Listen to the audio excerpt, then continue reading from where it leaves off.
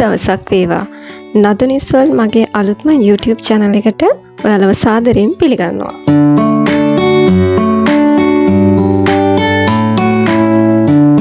ඉතින් මේ වීඩියෝ එකේ තියෙන්නේ මම එක දවසක් රෑට ගෙදර අයට කන්න හදපු ෆ්‍රයිඩ් රයිස් එක. ඉතින් ෆ්‍රයිඩ් රයිස් නම් හැමෝම හදන්න දන්නවනේ. ඉතින් එක එක විදියට හදනවා. බලන්නකෝ මේ විදියටත් ඔයගොල්ලෝ හදනවද කියලා. මෙතෙන්දී මම මුලින්ම ඉස්සෝ ටිකයි උයාගත්ත චිකන් පොඩියට කඩලා ඒ ටිකයි බිත්තර ටිකයි වෙන වෙනම බෙදලා අයින් කරගත්තා. ඊළඟට තව තෙල් ටිකක් දාලා ඒකට ඉඟුරු සුදු ලුණු රම්පේ කරපිංචි දාලා පොඩ්ඩක් ටෙම්පරාදු කරලා ඊළඟට ඒකට මම පීලුණු ගෙඩියකුයි ලීක්ස් ගහේ දඬු කොටසයි එකතු කරලා චුට්ටක් කලවම් කරා. ඊළඟට කපාගත්ත කැරට් ගෝවා ටිකක් දාලා හොඳට කලවම් කරා. ඊළඟට තඹගත්ත බත් ටික දාලා සෝයා සෝස්, තක්කාලි සෝස්, සීනි ටිකකුත් දාගන්න ඕනේ.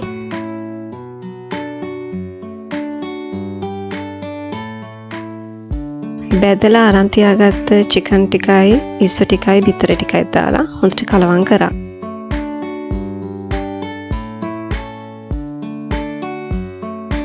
ඊළඟට ලුණු ගම්බිරිස් බලලා දාලා කපාගත්ත ලීක්ස් ටිකකුත් දාලා කලවම් කරලා ෆ්‍රයිඩ් රයිස් එක හදාගන්න පුළුවන්.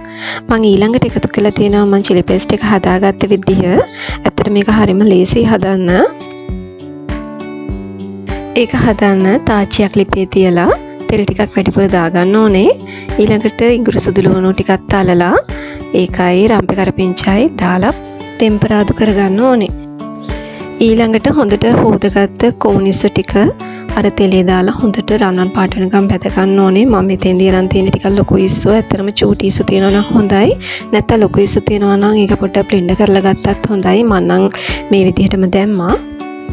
ඒකටම උම්බලකට ටිකකුයි කෑලි මිරිස් යහමින් දාන්න ඕනේ. එතකොට ලිප පොඩ්ඩක් අඩු කරලා ඒක පොඩ්ඩක් බෙදෙන්න දෙන්න ඕනේ. ඒකටම ලුණු ටිකයි, තක්කාලි සෝස්, සෝයා සෝස්, සීනි දාලා හොඳට කලවම් කරන්න ඕනේ.